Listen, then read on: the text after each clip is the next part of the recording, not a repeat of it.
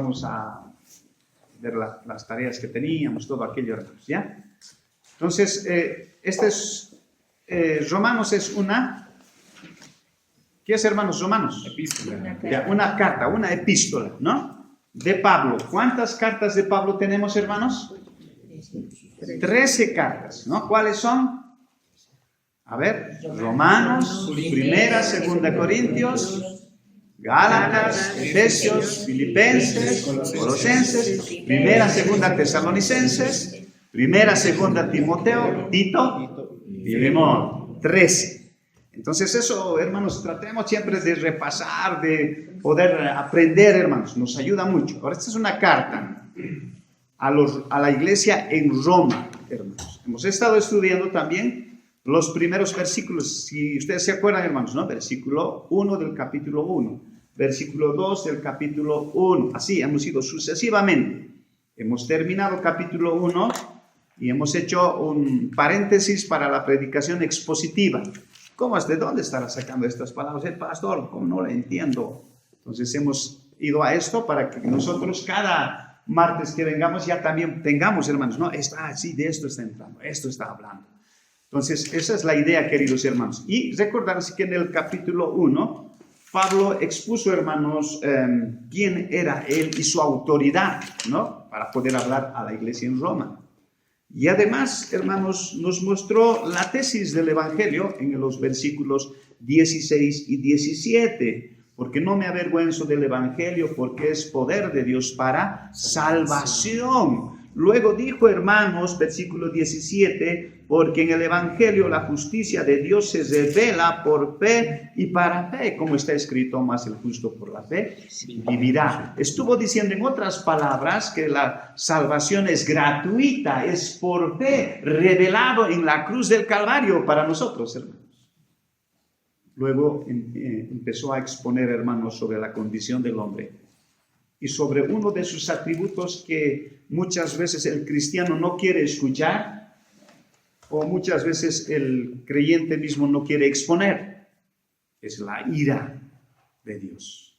Versículo 18. Porque la ira de Dios se revela. ¿Contra quiénes? Contra los hombres, hermanos, que retienen la verdad. Dios se reveló en la naturaleza. Hermanos, si nosotros sin saber la palabra nos movemos por la naturaleza, Dios se revela que Él es Dios. Aquellos que nunca oyeron de la palabra siquiera, hermanos, ellos un día dijeron, hay un Dios, porque aquí adentro me dice que hay un Dios. Adoraremos a este Dios. Hermanos, luego también empieza a revelar el Señor y nos lleva a entender que Dios reveló sus mandatos en el corazón de los creyentes, en el corazón de los hombres también. Porque en el día del juicio muchos dirán, yo no sabía, yo no he escuchado nada de tu mensaje. Pero tú sabías que es malo robar, ¿o no? Sí, yo escribí mis mandatos en tu corazón. Y cuando sabías que era malo, tú aún negaste seguirme. Y Dios los entregó, dice, al pecado. ¿No ve? Dios los entregó mucho más. Luego ahí seguramente los creyentes felices, ¿no ve? Diciendo, estos pecadores, ¿cómo son? Acusando. Y en el capítulo 2 empieza a hablar a los creyentes, hermanos. Y ante el anterior martes vimos eso, ¿no? Por lo cual eres inexcusable. Hombre, quien quiera que seas tú que juzgas, quien quiera que seas tú, eres religioso, eres cristiano, tú dices a los demás, mira tu corazón, cuidado tú. Pero en este aspecto que hemos estado viendo, muchos dicen y piensan, porque yo lo he evidenciado con alguien, hablé y dijo algo así, no hay que juzgar, ¿no ve? Están juzgando así, estoy viendo así, así creo que me estás queriendo hacer. Hermanos, hoy vamos a ver y vamos a sentar esto un poco más a profundidad. ¿Por qué digo esto, hermanos? Porque Dios es un Dios y un juez justo y perfecto. Hermanos, el juicio de Dios es perfecto, verdadero e inapelable. Muchos quieren apelar, muchos no quieren humillarse, muchos no quieren someter, muchos no queremos obedecer a Dios. Pero cuando Dios venga y juzgue, eso es inapelable, no hay manera. Entonces Romanos capítulo 2, versículo 2 nos lleva a ese contexto. Mas sabemos que el juicio de Dios contra los que practican tales cosas es según verdad. Tan sencillo. Palabras. Dios escribió, hermanos, un lenguaje sencillo para sus hijos. Él no necesitaba de buscar y decir, solamente un teólogo va a poder entender esto. No. Dios, hermanos, es su deseo que todos entiendan su palabra. Que todos sepan de su palabra. Que todas conozcan de su palabra. ¿Qué le falta al hombre? Humillarse a Dios. Y Él le da entendimiento y sabiduría para esto. Vamos introduciéndonos ahora, hermanos, al pasaje. Pensemos en un juez humano. Un juez humano, hermanos, sentado en su escritorio, puede equivocarse. ¿O no será así, hermanos? Sí, puede emitir, hermanos, una sentencia basada en pruebas incompletas. Puede hacerlo. En testimonios falsos. Puede equivocarse. Incluso puede verse, hermanos, influenciado por prejuicios de él mismo para favorecer a tal persona o para favorecerse él mismo. Entonces, a lo largo de la historia, hermanos, en nuestra humanidad, en nuestra sociedad, muchos inocentes han sido condenados y muchos culpables han quedado libres por lo que han hecho, por un juicio humano. Por un juicio humano imperfecto, por un juicio humano, porque ese juicio humano, hermanos, es limitado y no es perfecto. Eso es lo que estamos hasta ahora viendo.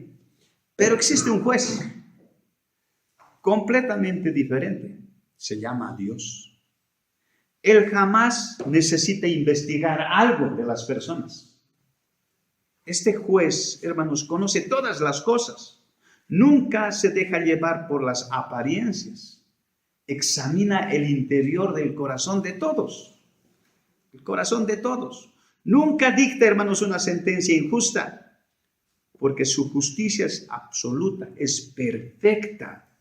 Ese juez se llama Dios. Dios. Y Romanos, capítulo 2, hermanos, versículo 2, el apóstol Pablo dirige a nuestra atención o su atención a quienes, hermanos, se consideran moralmente superiores. ¿Alguna vez has escuchado decir esto? No te compares conmigo. Yo no soy como tú. Dirige su mirada Pablo a estas personas, a quienes se consideraban moralmente mejores o superiores. ¿Hemos escuchado decir alguna vez eso, hermanos? Yo escuché varias veces. No te compares conmigo. Alguna vez me lo han dicho a mí. Y yo dentro de aquí también diciendo, no sabes quién soy yo. Cada uno de nosotros somos hermanos, ¿no? Y tenemos. Y Dios conoce esas profundidades. Después de denunciar el pecado que se nota de los creyentes, hermanos, después también de notar el pecado de los gentiles en los versículos anteriores, versículos 18, 19, 20, hasta el 32, hermanos, Pablo establece una verdad inmutable, que no se puede mover. El juicio de Dios siempre es conforme a la verdad. El juicio de Dios. No va a haber, hermanos, en él falla alguna. ¿Por qué vivimos, hermanos, en una sociedad tan difícil? Donde las personas, hermanos, suelen escapar de juicio. Suelen, hermanos, emitir juicios apresurados, bajo rumores, bajo apariencia, bajo imperfecciones. Incluso, hermanos, dentro de la iglesia, podemos caer en error de evaluar a otros superficialmente. Pero Dios no juzga como nosotros. Él es perfecto. Él conoce todo lo que el hombre tiene en su interior. No podremos escapar de eso, hermanos. O sea, aquí hay una verdad importante, hermanos, para nosotros, ¿no? esa verdad de saber que Dios es alto, grande, que conoce cada una de nuestras intenciones, nos debe llevarnos a humillarnos ante el Dios eterno, a ser sinceros ante el Señor. Aunque estés diciendo no, si tú sabes que aquí es sí, mejor di sí. ¿Para qué dices no? Porque detente. Dios está examinando, hermanos, el interior nuestro. Él conoce. Puede que los demás digan, ha dicho esto. Pero Dios sabe, hermanos, mucho más allá. Queridos hermanos, este pasaje dice, más sabemos que el juicio de Dios contra los que practican tales cosas es según verdad. Yo he parafraseado, hermanos, también este pasaje. Podemos decir de esta manera. Tenemos la plena certeza o certidumbre de que cuando Dios juzga a quienes viven practicando el pecado, su sentencia siempre es verdadera, porque Él conoce perfectamente toda la verdad y nunca se equivoca. Queridos hermanos, hay una idea importante aquí que no podemos dejar de pasar para poder ir viendo este pasaje, hermanos. El juicio de Dios siempre es absolutamente verdadero, perfectamente justo, perfectamente perfecto. Valga la redundancia, hermanos. Entonces vamos a ir a ver, hermanos, este versículo único con el primer aspecto. El juicio de Dios está basado en la verdad absoluta. El juicio de Dios está basado en la verdad absoluta. La palabra dice, hermanos, versículo 2, más sabemos que el juicio de Dios, ahí estamos, más sabemos que el juicio de Dios. Pablo comienza diciendo, más sabemos. Aquí hay una expresión, hermanos, ¿ya? En el griego, hermanos, la palabra más sabemos es oidamen, que viene del verbo oida, que quiere decir un conocimiento completo, seguro, absoluto, ¿no? Viene del verbo oída, que quiere decir, nuevamente reitero, un conocimiento completo, seguro, absoluto.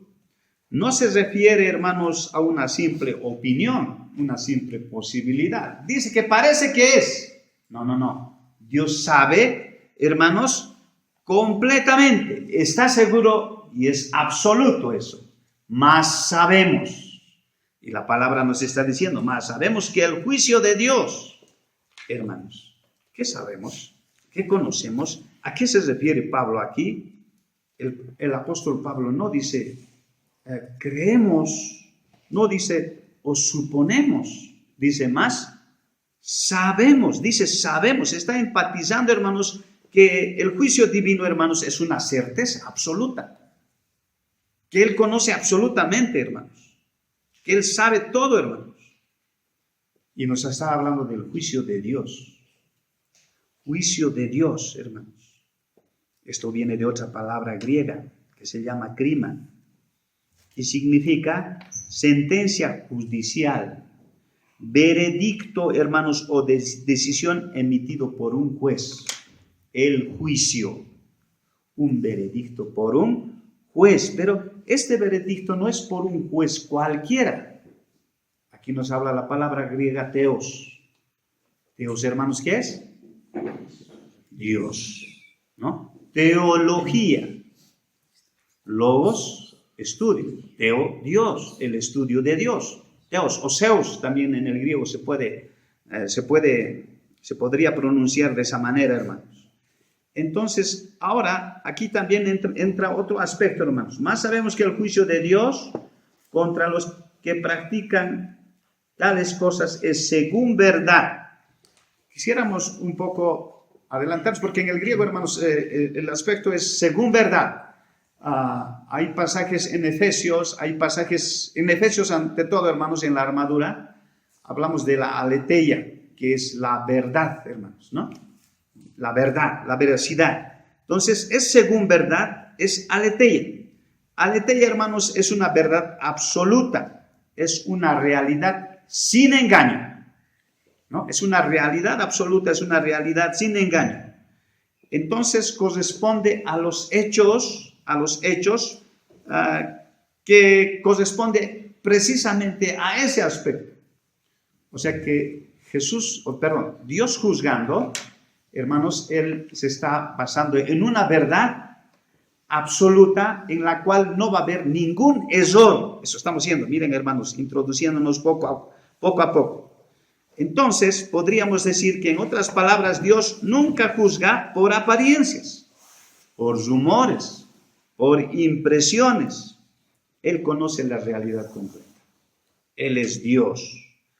Aquí podríamos pensar un poco, ¿de qué atributo estamos hablando? Del Señor. Cuando Él conoce todo, Él sabe todo. Omnisciencia. A la vez sabe de mi corazón, en este momento, a la vez Él sabe de mi corazón, sabe de mi hermana, sabe de cada uno de nosotros, porque Él es Dios. Todo lo que nosotros hemos hecho en nuestra vida, Él se las conoce absolutamente. Y estamos hablando de una verdad absoluta, aletheia. No puede haber falla alguna en Él, hermanos. Mientras los hombres podemos equivocarnos. Podemos tener todos los, ¿cómo se dice esto? Podemos tener todos los argumentos juntos, aún así podemos equivocarnos. Pero Dios no se equivoca, hermanos. Dios conoce nuestras acciones. Dios conoce nuestras palabras. Dios conoce los pensamientos, las intenciones, las motivaciones del corazón. Como jóvenes, quizá pueden engañar con sus palabras. Como hermanos, quizá pueden engañar con sus palabras. Quizá quien les habla también puede engañarse con sus palabras, con sus pensamientos. Pero Dios conoce todo eso. Sabe de antemano incluso, hermanos, qué vamos a hacer, qué vamos a decir. Su juicio, el juicio de Dios, hermanos, no necesita corrección. No es como del hombre. Pablo entonces recuerda aquí que la justicia divina, hermanos, es absoluta. Es perfecta. ¿Hay alguna duda de esto, hermanos? ¿Hay alguna duda de que Dios, hermanos, en su juicio es perfecto y absoluto? No hay duda alguna, porque Él es Dios, hermanos. Recordemos un poco de lo que es Samuel, cuando Dios le dijo, anda, unge un nuevo rey. Anda a la casa de Isaí, unge un nuevo rey. Samuel fue, escuchó, entró en la casa. Dame tus hijos, ¿dónde están tus hijos? Tengo que ungir al nuevo rey. Hermanos, Samuel obedeció al Señor. Se presentaron sus hijos. El hijo mayor de Isaí, ¿qué se llamaba? Eliab, un hombre alto, un hombre aparentemente esbelto, bueno. Samuel dijo, este es. Pero el Señor le dijo, no, no es él. Samuel estaba siendo convencido por las apariencias. Entonces, este otro es mi hijo.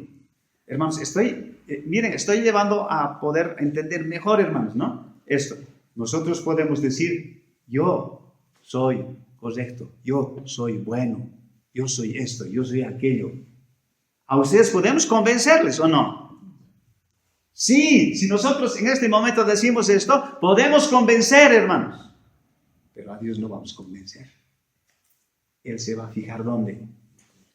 Aquí adentro. Nuestras intenciones, nuestros propósitos malignos que tenemos.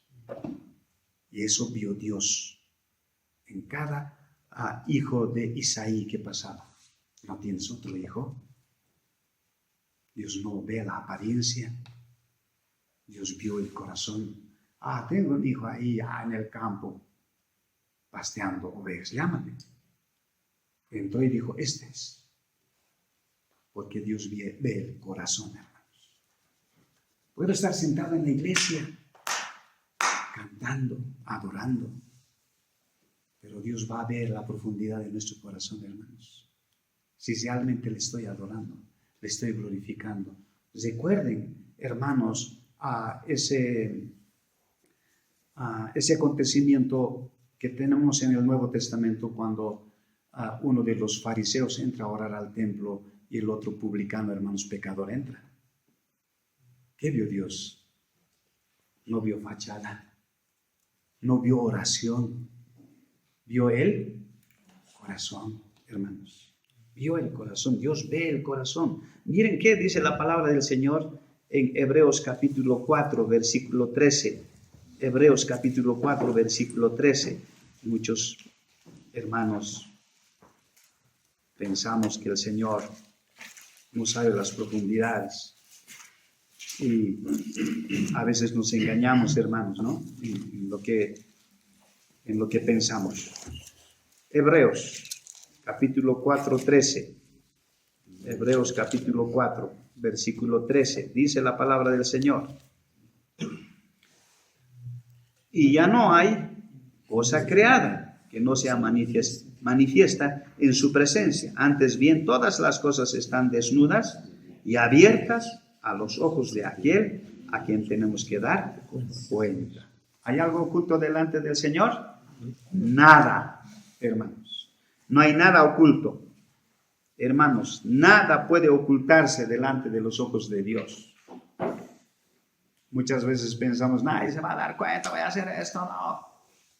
No nos tengamos cuidado, mucho más todavía en las cosas del Señor, en la obra del Señor, mucho más. Y en toda nuestra vida, hermanos. Muchos pensamos que nadie se va a dar cuenta, estoy tramando algo. Dios ya sabe. Dios ya conoce, hermanos. Muchas veces buscamos impresionar a las personas, como les decía hace instante, hermanos, mientras descuidamos nuestra comunión con Dios. Más importa que nuestro aparentar a los demás. Con tal que no hablen mal de mí, con tal que no digan nada de mí, estamos descuidando ¿qué? Nuestra comunión con Dios. Hermanos, ¿qué importa que la gente diga algo de ti? Lo más importante es qué dice Dios de ti, hermano. Porque Él sabe las profundidades del corazón. Podemos aparentar espiritualidad, hermanos, delante de la iglesia, pero Dios conoce verdaderamente la condición de nuestro corazón.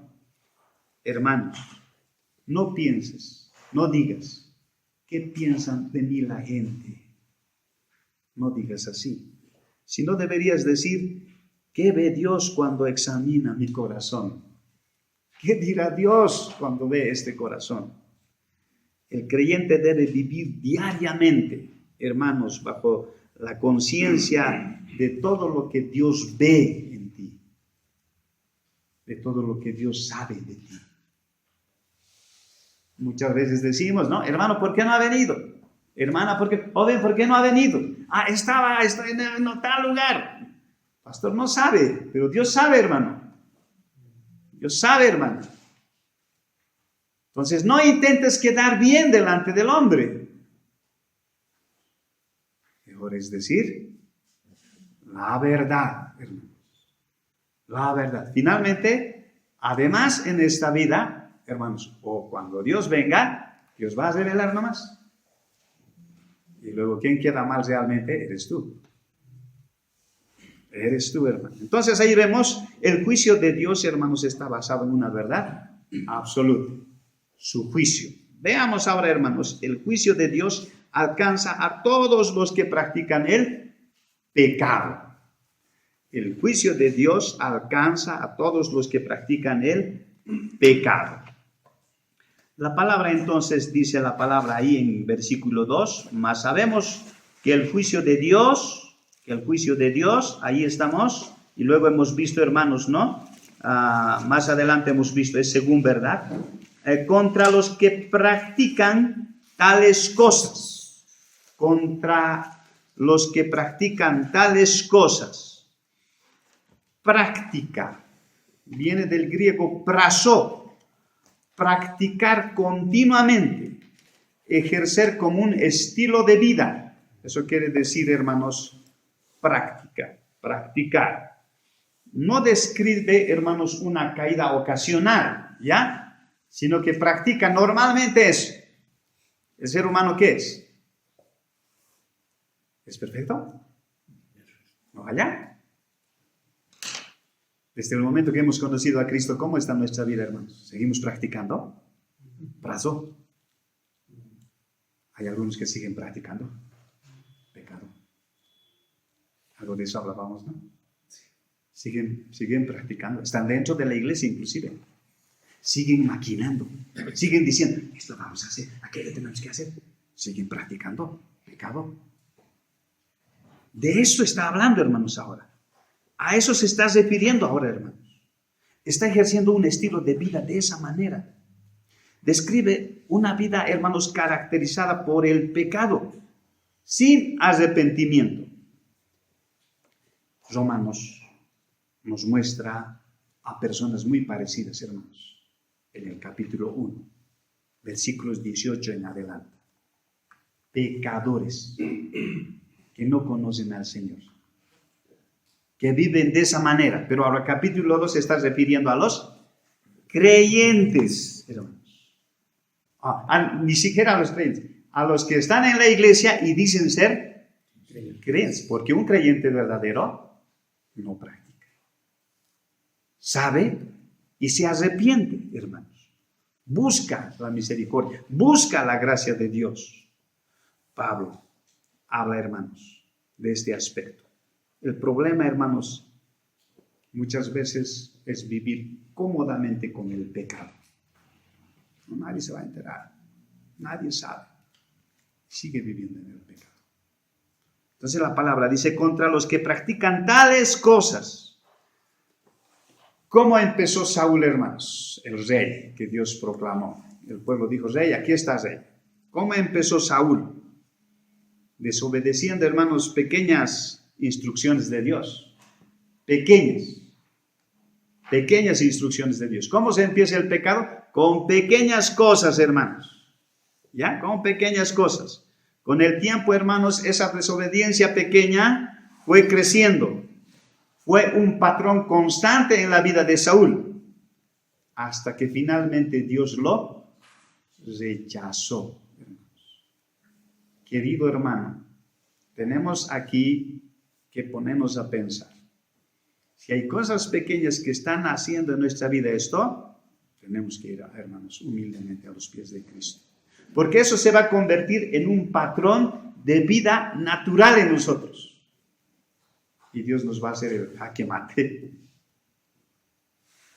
Porque eso va a crecer. Eso no le agrada a Dios, hermanos. No le agrada. Él sabe todo. Entonces, hermanos, en la vida de Saúl no fue un acto aislado, ¿no? Pequé y algo. Porque David también pecó. Pero tuvieron que confrontarle. Y tuvo que aceptar, se humilló. Admitió, hermanos, el pecado. Se arrepintió. ¿Qué es arrepentirse, hermanos? Estoy yendo, ¿dónde puedo ir? Estoy yendo a jugar. Me han llamado, me arrepiento, voy a ir a la iglesia. Cambia de dirección, hermanos. Eso es arrepentirse. Pero cuando no hay arrepentimiento, sigue persistiendo en eso. No hay arrepentimiento. ¿Vale? Sigue en eso. Eso es importante entender, hermanos. Este autor llamado Douglas Moo, hermanos, dijo, Pablo no está describiendo pecados aislados, sino una vida dominada por prácticas pecaminosas que evidencian el corazón no transformado. Sigue habiendo pecado en él. Es su constante práctica de esta persona que está dentro de la iglesia. Es normal en él. No abandona. Vayamos a la palabra del Señor. Si Douglas Moo dice eso, por algo lo dijo. Vayamos a ver, hermanos, a Gálatas, capítulo 6, 7. Gálatas, capítulo 6, versículo 7.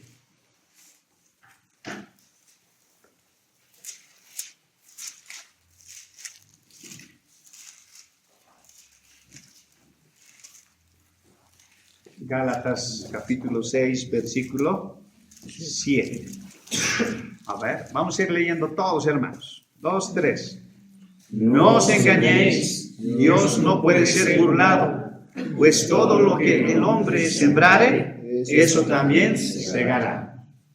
¿A Dios podemos engañar? No. Si tú estás sembrando algo en la vida, eso vamos a cosechar, hermanos. Qué bueno que los jóvenes están aquí. Queridos jóvenes, si a veces estamos sembrando rebeldía en el hogar, un día en nuestra familia eso va a haber. Eso vamos a cosechar. Y para todos, no solo los jóvenes, los hermanos que estamos aquí también. Por eso es tan importante entender que Dios lo conoce todo. Sabe todo de lo que estamos haciendo y pensando, maquinando, planificando, hablando, sabe todo. A Dios no podemos engañar, hermanos. No podemos engañar al Dios eterno. Dios juzga conforme a la realidad espiritual de cada persona. De cada persona. Así que todo creyente, hermanos, necesita examinar su vida detenidamente. No basta con asistir a la iglesia, hermanos. Tú piensas y dices, asisto a la iglesia, soy salvo. No basta. No basta con conocer doctrina. Venimos, escuchamos, sabemos, puedo tener un libro, conocerlo, he leído toda la Biblia, no basta. Hermanos, la verdadera pregunta, hermanos, es, ¿estoy luchando contra el pecado o conviviendo cómodamente con ese pecado? Tengo que abandonar el pecado, eso tengo que hacer. ¿De qué me sirve conocer? ¿Me entiende, hermano? Es como decir, hermanos, este edificio ha sido fisurado y me han dicho, este edificio se viene abajo, pero tú sigues caminando allá abajo. ¿De qué te sirve saber eso? ¿Qué debería hacer, hermano? Si ya está cayéndose, salir, pues, ¿no ve? Escapar, ya sé, ¿no ve? Tengo que poner en práctica eso. ¿De qué me sirve entrar a la iglesia? ¿De qué me sirve saber de doctrina, de conocer de la palabra, de escuchar mensajes? ¿De qué me sirve? Si no pongo en mi vida, hermanos, en acción. El verdadero creyente, hermanos, no vive perfecto. Va a fallar. Pero tampoco vive, hermanos, indiferente al pecado. Vamos a caer algún momento, hermanos. Pero tenemos que levantarnos. Pero no podemos ser indiferentes con el pecado. No podemos sonreír con el pecado, hermanos. Por eso la palabra nos dice, más sabemos que el juicio de Dios contra los que practican tales cosas es según verdad, hermanos. Esto nos lleva al último punto. Más sabemos, voy a volver a tocar, hermanos. Porque la certeza del juicio de Dios, el tercer punto, debe conducirnos ¿a qué, hermanos? Nuevamente reitero, más la certeza del juicio, la verdad, conocer la verdadera o el verdadero juicio de Dios. ¿A qué debería llevar? A arrepentirnos, hermanos. ¿A quién? A Cristo. Eso debería llevarnos. Por eso la palabra dice, más sabemos. Hermanos, no pretende reproducir desesperación en el creyente, sino busca despertar, ¿qué, hermanos? Conciencia en el creyente. Es como en la casa, cuando agarra la vara, ¿no ve? ¿Quién ha hecho? Cuidado, va a llevar esto. Él ha hecho. Ya. Entonces, porque está despertando conciencia. Es mejor decir, yo he sido, ¿no ve? Para que no lleve vara. Hermanos. Entonces está aquí esa palabra, más sabemos, está llevando a despertar conciencia en nosotros, hermanos, en cada uno. Pablo está preparando el terreno, hermanos, para demostrar que todos somos, Benjamín, que todos somos culpables, tú, yo, todos, cada uno. Que todos somos culpables. Está preparando el terreno, hermanos, para eso, Pablo. Porque nos es fácil señalar. Él, yo no. Yo bien, hermanos, yo jamás. Hermanos, ¿yo qué he hecho?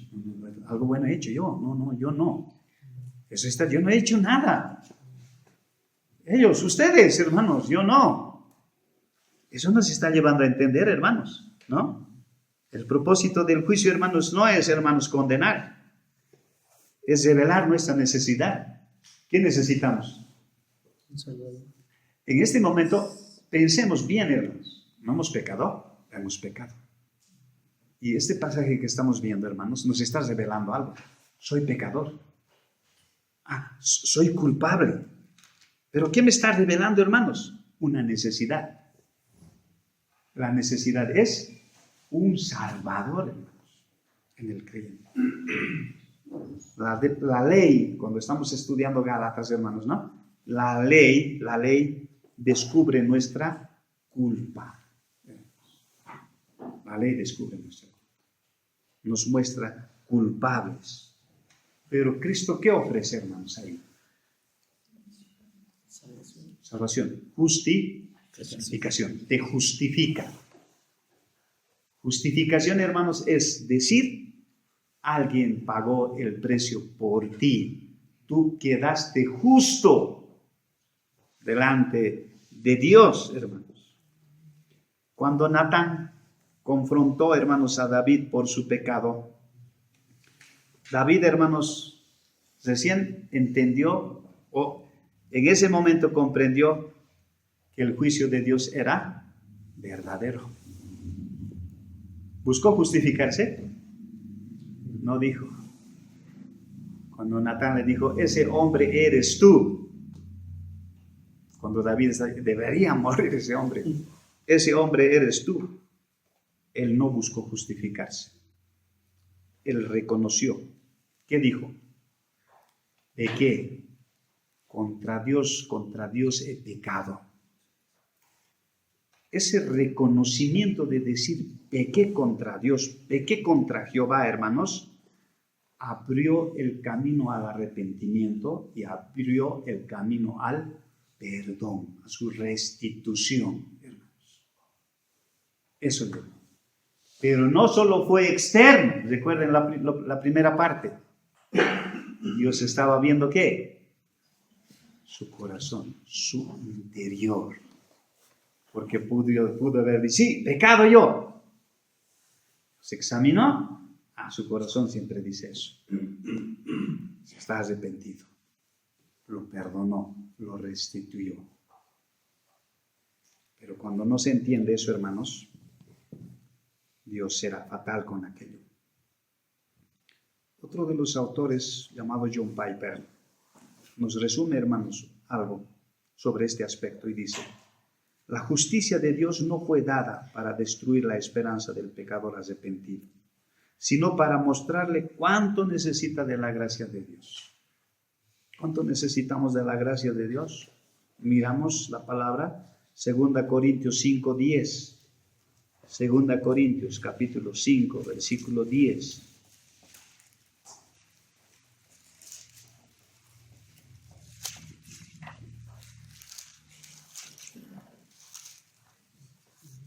Dice la palabra: porque es necesario que todos nosotros compadezcamos ante el tribunal de Cristo, para que cada uno reciba según lo que haya hecho, mientras estaba en el cuerpo, sea bueno o sea malo. Todo ser humano va a dar cuenta delante de Dios, hermanos.